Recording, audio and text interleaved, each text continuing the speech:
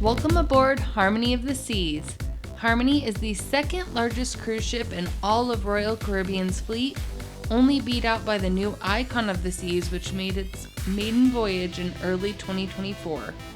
Harmony of the Seas is a beast of a ship, so large in fact that I'm going to go ahead and call it a massive floating city.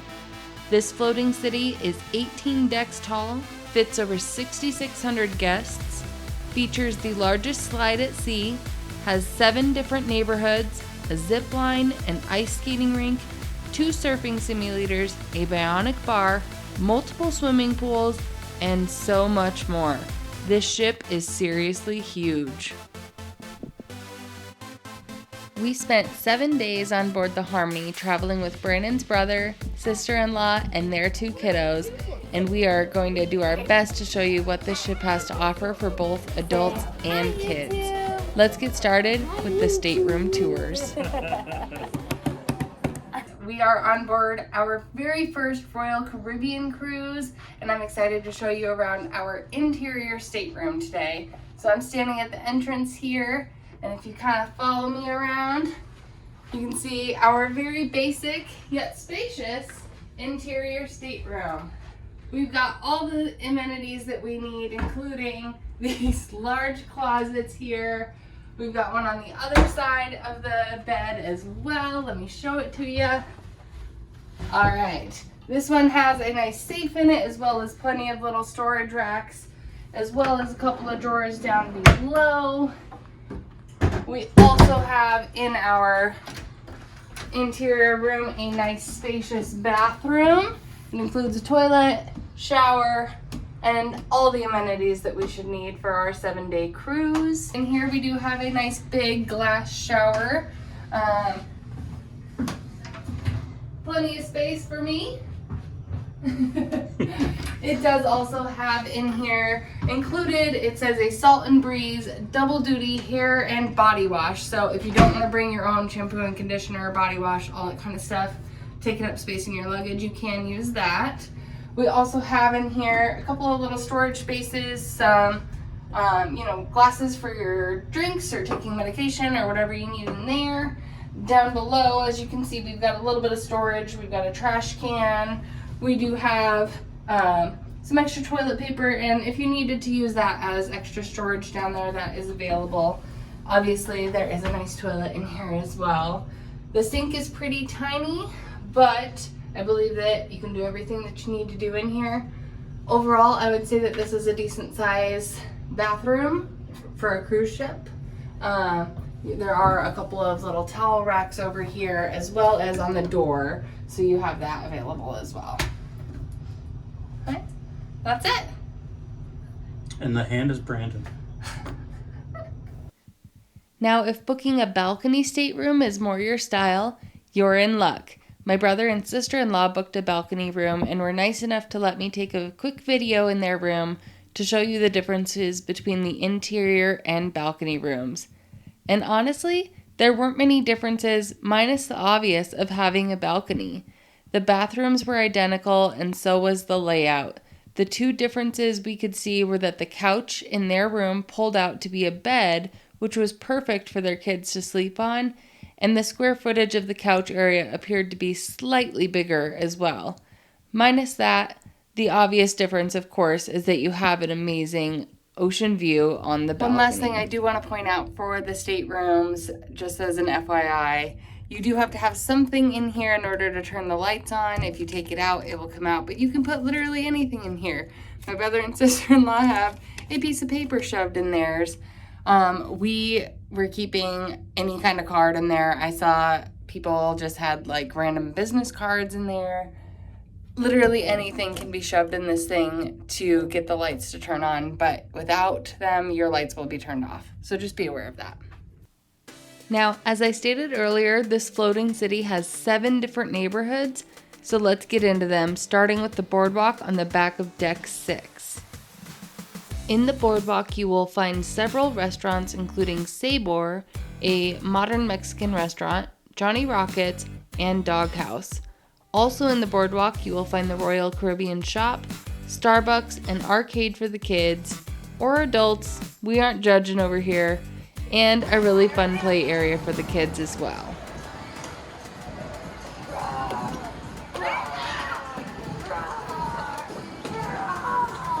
And now for my favorite part of the Boardwalk, the carousel.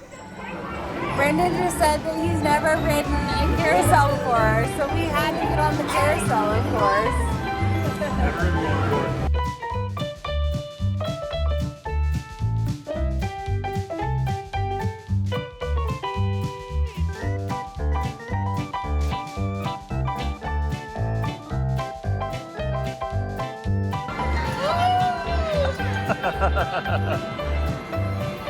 We're on a carousel! On a ship! Ah! Lastly, at the back of the Boardwalk, you will find the two main slides, the rock climbing walls, and the aqua theater. We highly recommend seeing an aqua show while on board, by the way, because, well, just take a look. This is what we came for. Let's find out what we're made of tonight. The way you rock the dance floor, I can feel your heartbeat on mine. I don't know what I'm in for. The next neighborhood on board is the Royal Promenade on Deck 5. The Royal Promenade features two restaurants, Cafe Promenade, where you can grab some sweet snacks and a coffee throughout the day, and Sorrento's Pizza, where they serve up fresh pizza daily. Also in the Royal Promenade, you will find a few bars like the Boots and Bonnets Pub, Boleros, and the On Air Club. Guest services and a few unique spots like the Bionic Bar, where a robotic machine will make you a drink, and the Rising Tide Bar, where if you are lucky enough to get a seat, you can rise up to Central Park with a drink in your hand. Next up, head down the stairs one flight to find Entertainment Place, featuring the casinos, the Attic Club, the Crown Lounge, the ice skating rink, and the Royal Theater. Are you feeling lost yet? I told you that this ship was huge. Don't worry, there are signs everywhere and really unique artwork by the elevators which help to distinguish which side of the ship you are on. The elevators even let you know what day of the week it is. Next up, heading up to Deck 8, you will find Central Park, an oasis on board featuring 12,000 plants and trees. We loved walking through Central Park, finding a cozy spot to sit and enjoying the nice weather. Also in Central Park neighborhood, you will find Chops Grill, 150 Central Park, the Park Cafe, Jamie's Italian, the Trellis Bar, and Vintages Bar. Coming up next in the list of neighborhoods among this floating city is the Pool and Sports Zone on Deck 15. This area spans all of Deck 15 and includes the solarium, an adults-only area with relaxing lounge chairs, hot tubs, lookout views, and the solarium bistro at the front of the ship. Also among this deck, you will find the Perfect Storm water slides, 3 swimming pools, a kids pool area, the Patty Dive Center, a video arcade, ping pong tables, the Mini Bites buffet, the sports court, and lastly the Harmony Dunes mini golf court. Head up the stairs at the back of the ship to Deck 16 and you will also find the zip line, wipeout bar, ultimate abyss slide, the largest slide at sea, and the 2 flow rider surfing simulators. The next neighborhood on board is the Vitality at Sea Spa and Fitness Center on Deck 6. This area not only features a large area to work out, take exercise classes, and relax while getting a massage or facial, but also has the Vitality Cafe where you can get a fresh coffee, protein shake, or healthy smoothie. My favorite part of the cruise so far is specialty drinks that you can get with the refreshments package between Goodell and NCL. You have to pay for every coffee that wasn't just out of the tap. And then right behind you, you can see there's a protein shake bar. I always get the peanut butter chocolate banana protein shake, an extra scoop of protein. It's better than the alcohol, promise you. And there's the workout center right down here. So you can just go to the workout center, come up to the bar right behind us, and get a protein shake, and you're set for the day. And the last neighborhood on board is the Kids/Youth Zone on Deck 14, which we unfortunately didn't capture much footage of. However, you can learn more about this area on the Royal Caribbean website. We also want to point out a few other noteworthy places that we felt it was important to include in the video that we aren't necessarily sure if they are part of a particular neighborhood or not. First up is the Dazzles Lounge on Deck 8 and 9. We love the cozy vibes of this lounge, finding that it was often way less crowded than other areas of the ship, and it has an amazing view overlooking the boardwalk. We also really enjoyed attending a lot of trivia-based activities held in the Schooner Bar on Deck 6, and also loved the ship design of this bar. Right across from the Schooner Bar on Deck 6 is also the Focus Photo Gallery, where you can purchase photos taken of you while on board. Another area worth mentioning is the running track on Deck 5, where if you would like to feel the wind in your hair while you run, this is the place to be. They even have encouraging signs for you along the way. And lastly, if you are nerdy like us, you might also enjoy the Seven Hearts card room on Deck 14. And of course, the ship tour would not be complete without showing off the main dining areas. First off, let's dive into the 3-story dining area located near the back of the ship on decks 3, 4, and 5. Depending on which floor you are on, you may be dining in the Silk Restaurant, the American Icon Grill, or the Grand Restaurant. No matter which dining area you end up with, you will be sure to have good food. We dined the majority of the time in the American Icon Grill and had the best servers. Shout out to Gusti and Danu. Seriously though, we had such amazing service with them. They were even nice enough to make our nieces and nephews little napkin art and origami animals from the kids' menus. And the food wasn't anything to shy away from either.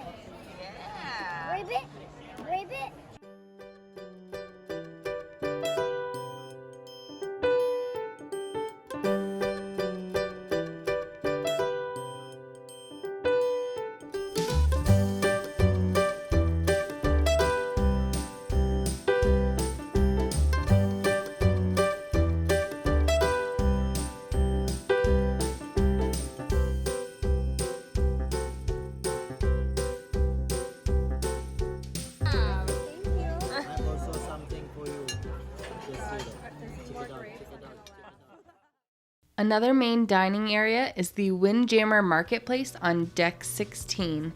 The Windjammer is a buffet-style dining area that we definitely took advantage of while on board.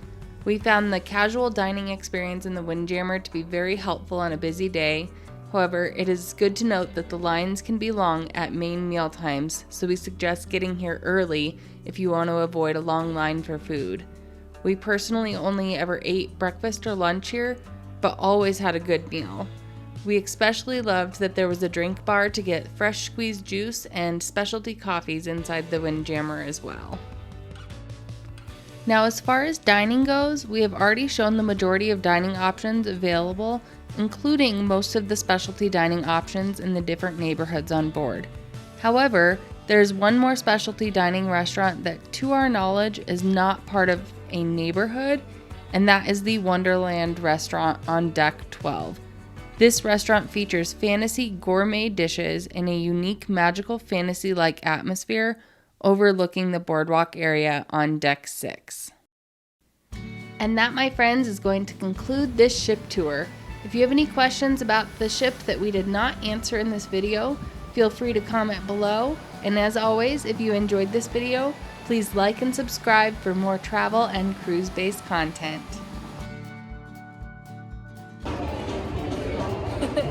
I have my very own beautician on board this ship. Mila, what do you think? Mila, what do you think of the cruise ship so far? Stateroom Confessionals by Mila. Oh, the lines. Oh.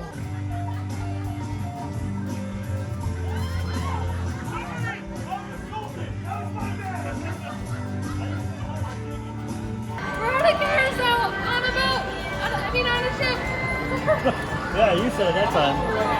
Can't put that one in the video now. Gosh dang it, try again.